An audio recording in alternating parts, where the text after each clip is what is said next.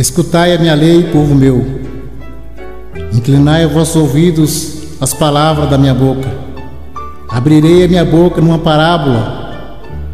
Proporei enigmas da antiguidade, os quais temos ouvido e sabido, e nossos pais nos têm contado. Não os encobriremos aos seus filhos, mostrando à geração futura os louvores do Senhor, assim como a sua força e as maravilhas que fez. Porque ele estabeleceu um testemunho em Jacó e pôs uma lei em Israel, e ordenou aos nossos pais que a fizessem conhecer a seus filhos, para que a geração vindoura a soubesse.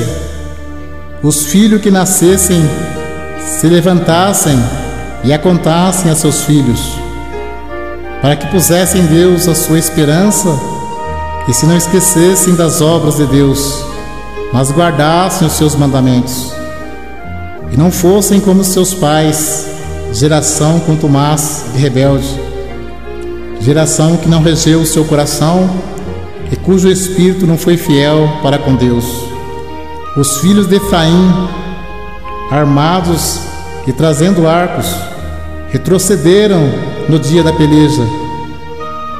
Não guardaram o concerto de Deus, recusaram andar na sua lei, e esqueceram das suas obras e das maravilhas que ele fizera ver, maravilhas que ele fez à vista de seus pais na terra do Egito, no campo de Zoan. Dividiu o mar e os fez passar por ele, fez com que as águas parassem como no montão. De dia os guiou com uma nuvem, e toda noite com um clarão de fogo. Fendeu as penhas no deserto, deu-lhes de beber como de grandes abismos. Fez sair fonte da rocha e fez correr as águas como rio. E ainda prosseguiram em pecar contra ele, provocando ao Altíssimo na solidão. E tentaram a Deus dos seus corações, pedindo carne para satisfazerem o seu apetite. E falaram contra Deus e disseram: poderá Deus, porventura, preparar-nos uma mesa no deserto? Eis que feriu a penha, e águas correram dela. Rebentaram ribeiros em abundâncias. Poderá também dar-nos pão, ou preparar-nos carne para o seu povo? Pelo que o Senhor os ouviu e se indignou, e acendeu um fogo contra Jacó, e furor também subiu contra Israel. Porquanto não creram em Deus, nem confiaram na sua salvação. Posto que tivesse mandado as altas nuvens, e tivesse aberto as portas dos céus, e fizesse chover sobre eles o maná para comerem, e lhes tivesse dado do trigo do céu. Cada um comeu o pão dos poderosos. Ele lhes mandou comida com abundância. Fez soprar o vento do oriente nos céus, e trouxe o sul com a sua força, e choveu sobre eles carne como pó, e aves de asas como areia do mar, e a fez cair no meio do seus arraial, ao redor de suas habitações. Então comeram e se fartaram bem, pois lhes satisfez o desejo. Não refrearam o seu apetite. Ainda lhes estava a comida na boca, quando a ira de Deus desceu sobre eles, e matou os mais fortes deles, e feriu os escolhidos de Israel. Com tudo isto ainda pecaram, e não deram crédito às suas maravilhas. Pelo que consumiu os seus dias na vaidade, e os seus anos na angústia, pondo eles à morte. Então o procuravam, e voltavam, e da madrugada buscavam a Deus. Lembrava-se de que Deus era a sua rocha, e o Deus Altíssimo o seu Redentor. Todavia lisonjeavam-no com a boca, e com a língua lhe mentiam, porque o seu coração não era reto para com ele, nem foram fiéis ao seu concerto.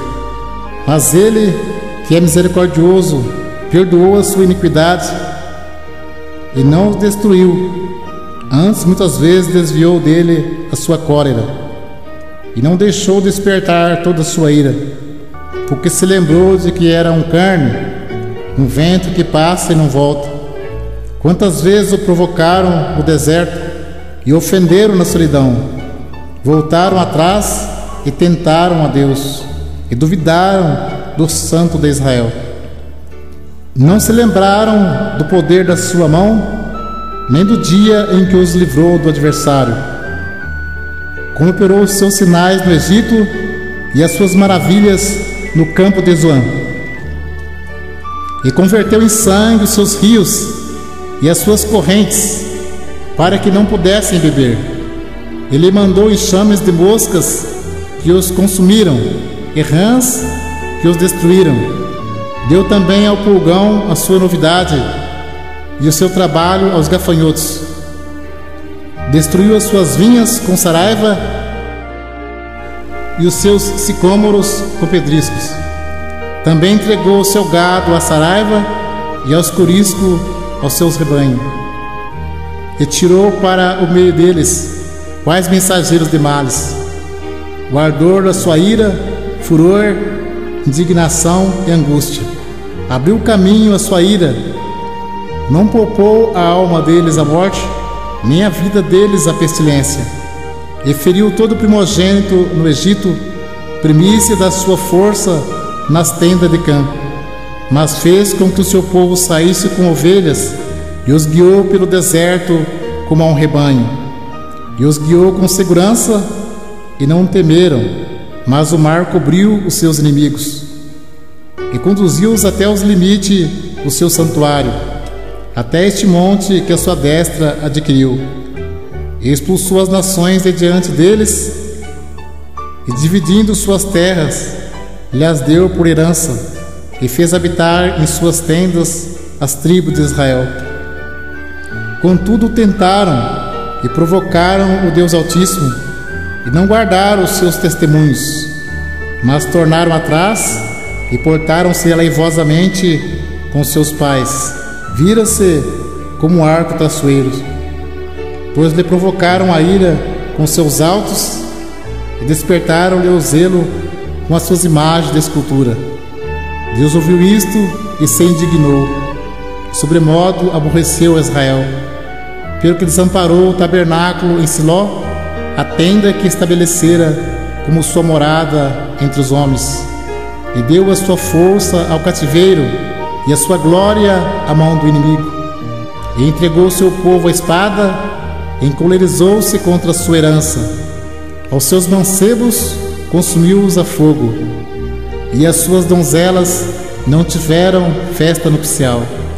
Os seus sacerdotes caíram à espada, e suas viúvas não se lamentaram. Então o Senhor despertou como de um sono, como um valente que o vinho excitasse. Referiu os seus adversários que fugiram, e pô-los em perpétuo desprezo. Além disso, rejeitou a tenda de José e não elegeu a tribo de Efraim.